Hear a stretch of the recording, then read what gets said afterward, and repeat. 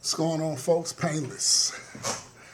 As you see the title of the video, there's a lot that's been going on, and I mentioned it. I mentioned it briefly, I believe, in a video or so ago about the gender war and how there's, like they say, the game don't change, just the players, and that's pretty much where we're at now. New players. But in addition to new players, there's clout chasing that I see. You have, there are YouTubers on here that are obviously doing this for financial reasons, which is fine. But when money is involved, which it is,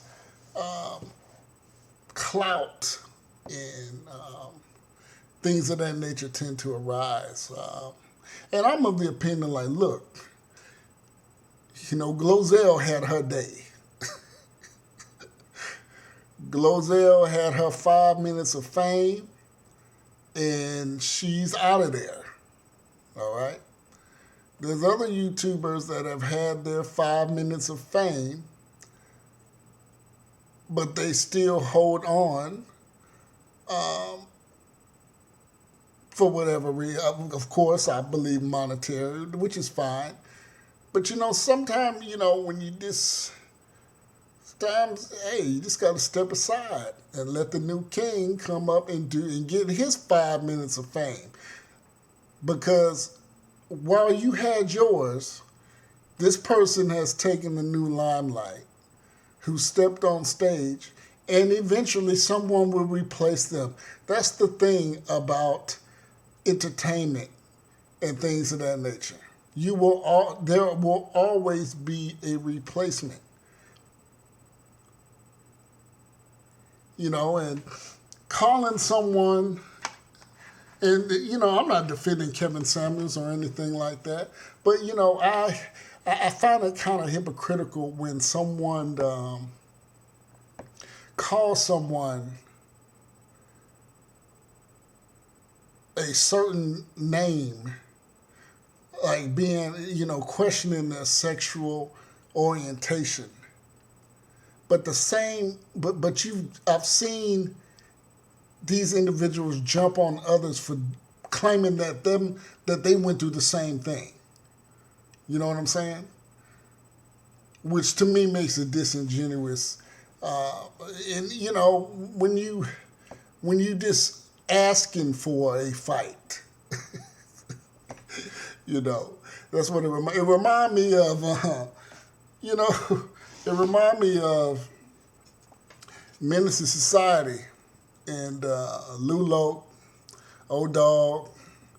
Who else was in there? Chauncey and AWAX was on the couch. We're in the living room. And I think it's, I think it's DJ, I forget the DJ. Who's the DJ?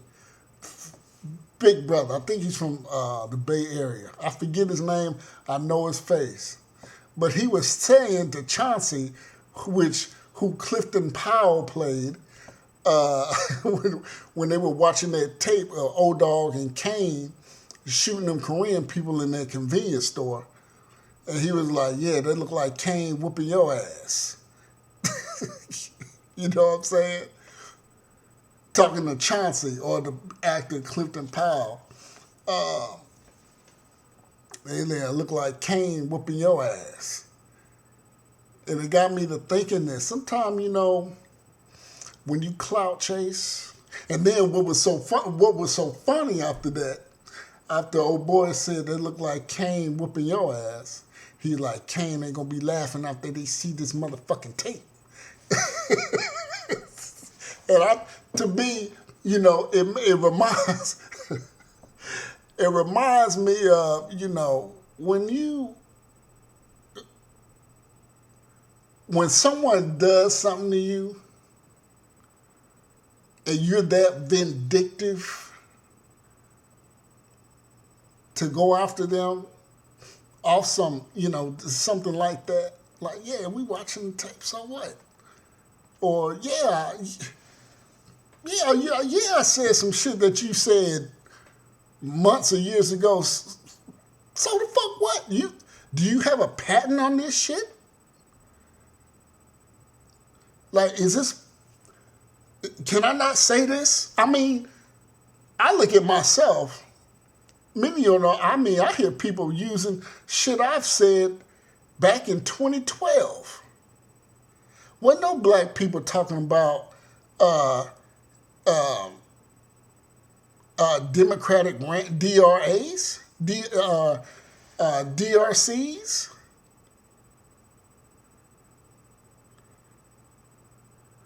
or BRCs, Black ran cities, Democratic ran cities. Well, nobody's saying that in amongst black folk, but now I hear it all the time. I've been using black ran cities for over 8 years.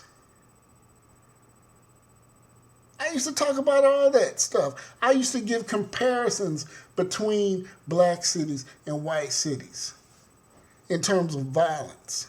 And I used to break it down pretty succinctly too. I'm not out here trying to chase down people and stuff. I hear shit all the time. Even as of recent. You know? This is what one of the things. This is where we're at. This is I even have a video named that. Now I hear people use, but I don't care. But see, when there's monies involved, now there's a push to, incite beefs and stuff. Now you got, and you see, there are people reaching. There are people reaching now. You know, where people like. And see where this becomes narcissistic. Basically, folks, the point I'm getting to is because you're probably like, well, what the fuck are you talking about, Painless? Well, what I'm getting to now, it becomes this is the clout chasing and the narcissistic behavior that people who get a little bit of success tend to fall into, to the point to where. There's no way I can come up with this shit on my own. I had to steal from you. It's becoming comical.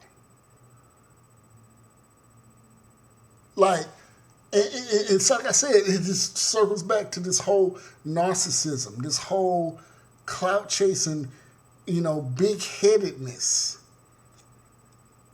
To think that you can only come up with certain, like you invented this fucking talking point. Like the arrogance in that.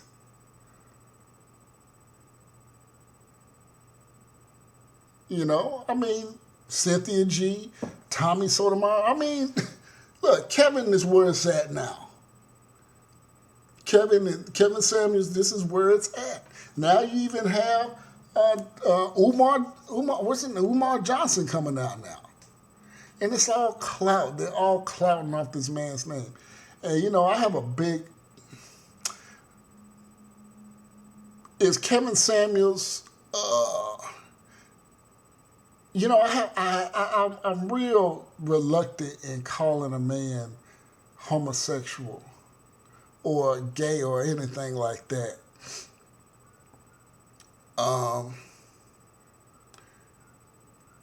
Because the same people that do that, they complain about when black women do it to other brothers who they can't get a leg up on. So essentially you have, brothers out here using the same tactics that these women use towards men that they can't stand to listen to. And again, it could be from a variety of reasons. Could be jealousy, could be clout. I don't know. But I can tell you what, Kevin Samuels is what's popping now. And that's just all to it. That is all to it. And I think it's so hilarious that people are really people are. I've listened to shows where certain YouTubers that fall in this realm, they are purposefully.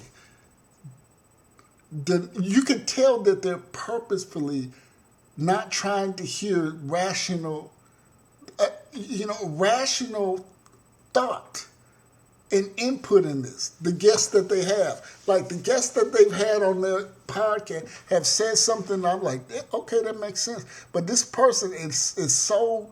Persons are so blinded and so enthralled in creating some fictional beef. Like, this man, what he said, this makes perfectly good goddamn sense. But you just acting like you don't even hear that.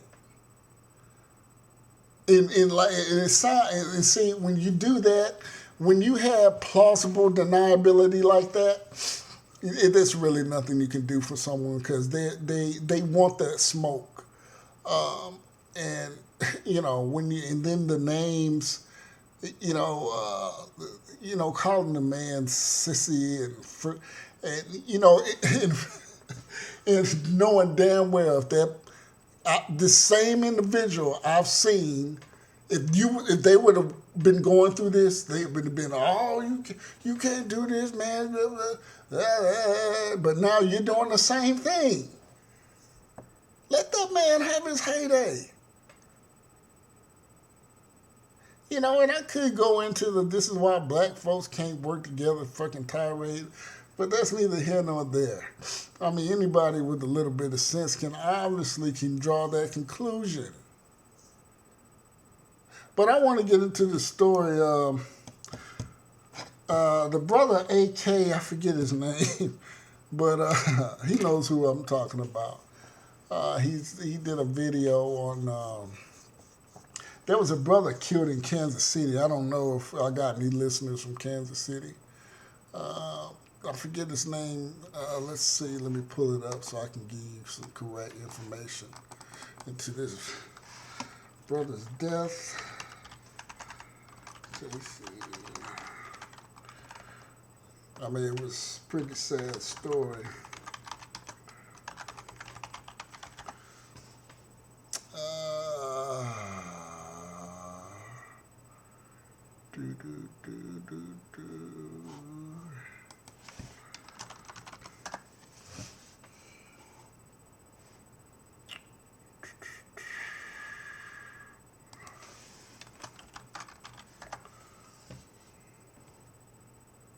Gary Taylor, powerhouse fitness, father of 3, girlfriend, all those good things, doing positive stuff in the Kansas City, Missouri area, killed in a quadruple shooting on 18th and Vine District. Only thing I know about Kansas City, because I was stationed in Fort Riley back in the day, like in the early 2000s. Well, yeah, early 2000s. Was Prospect Ave or Prospect Street. That was the street that you did not want to get caught slipping on. That's what I remember about Kansas City. I mean, I went to Kansas City maybe once in my lifetime, but I always remember anything goes on Prospect. But yeah, this brother was shot, unfortunately. But I went on his Facebook page and some of the same rhetoric, and the irony is, and the unfortunate irony is that this brother had so much to say about Officer Chauvin, the 15-year-old girl that was killed in Columbus, various emojis with the FU, with the pig sign, the same rhetoric about F the police and stuff, but he was chipped by one of his own. It wasn't a police officer. In fact, it was probably a police officer trying to save his life. But you go on these people's, and I'm just saying, look, there's something to think about. This is what you've left behind.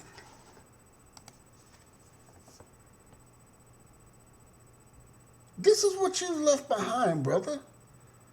F the police and this and no, and he would make various posts about the situations going on in America, and it was the same jarble.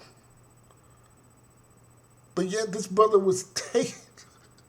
This brother of three, this father of three, was taken out not by police, but by his own. By someone that looks like him. And the irony is also, police are trying to find your killer, brother. And I would go so far as to say, in some way, shape, we're trying to insist or help that you survive, but you didn't. And this is what you've left for the world to see, like me. And the messed up situation that there's thousands of the people, in the so-called black community that tout this rhetoric of defunding police and this illogical. I don't know, man. I'm starting to think that a lot of people are stupid.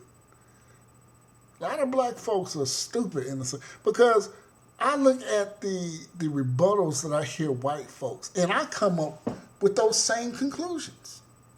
Now, I know what it really is, but then I think some people are just really ignorant. When I saw that 14-year-old, 15-year-old girl coming with a death blow, and I think about some of the black people that comment and say they didn't have to shoot her girl. I wondered to myself, are they a parent? And are they even thinking about that parent's child, the parents of that child who almost was killed had that officer did what he did? See, do you follow what I'm saying? Looking at the whole, the totality of the story. And this same brother, Gary Taylor, he said something along the that they didn't, ain't no way you can make me think that they had to shoot her. But I wonder, had he ever thought about what if it was my child about to receive a bone crusher to the neck? What would he want that police officer to do? And if that police officer didn't act, then what? I heard Umar Johnson get on and talk about this rhetoric.